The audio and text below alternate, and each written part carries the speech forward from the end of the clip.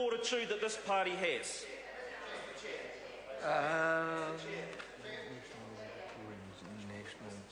I call the honourable member, Dr. Rajan Prasad.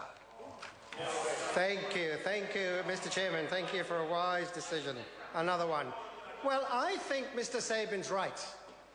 I think he's absolutely right, and I think he spills the beans. He spills the beans on the perspective of this government that's driving this bill. And I want the Minister in the chair to tell Mr. Sabin and tell this House how many 15-year-olds have had babies. How many, Mr. Sabin? How many does that member know? Okay, just quickly.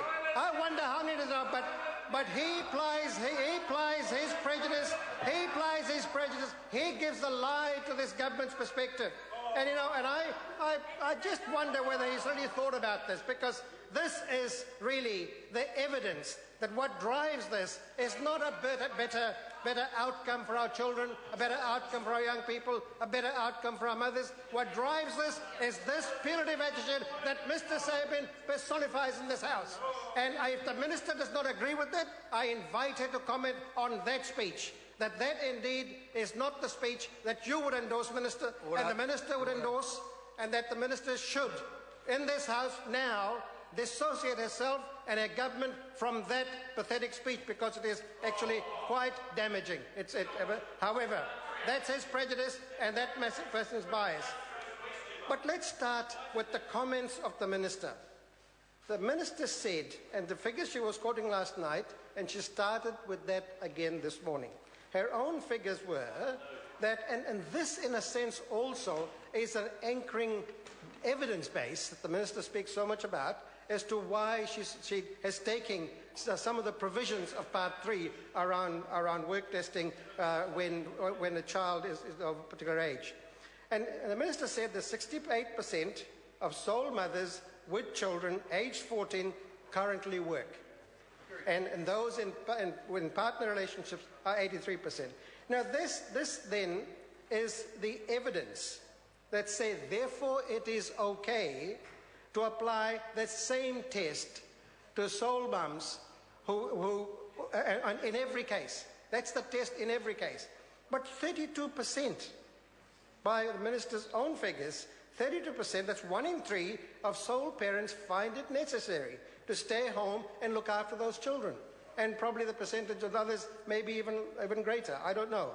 But at least 32%, that's 1 in 3 mothers who are sole mothers decide on the basis of their knowledge of their own children, their knowledge of the needs of their own young adolescents, their knowledge of what's available in the communities in which they live. On the basis of that, they make the decision that they ought to be at home with their young parents. So what this government is doing is actually taking away that option for people, because they rely on for a period, they rely on benefits to live. And for somebody with a child who's 14, it's probably not that long before they'll get into full-time work anyway. So the 32% who actually find it necessary to stay home and look after this children, the Minister ought to know, because the department has done the figures. Who are these people? And what are the conditions that they find it necessary to stay home and be with their 14-year-olds? And that needs some explanation as well. You see, what's wrong, Minister, with this particular approach that is reflected in the provisions of Part 3 is that there is no sustained logic as to how this can be applied in a way that will achieve the kind of results the Minister wants to achieve. And the Minister talks a lot about evidence, a lot about evidence-based work, evidence-based policy, but at a critical time of a young person's development, age 14, particularly when one can expect, or guess at least, that for some of these parents, the 32%, is the one to use your figures, there would be particular developmental needs. And those parents are meeting those needs by being there.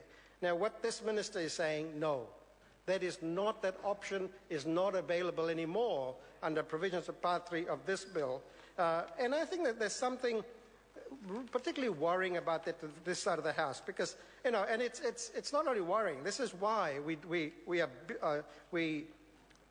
are not supporting these provisions with a lot of passion, Mr. Sabin, because our experience is something quite different. I want to talk a little bit more about the government's approach, Mr.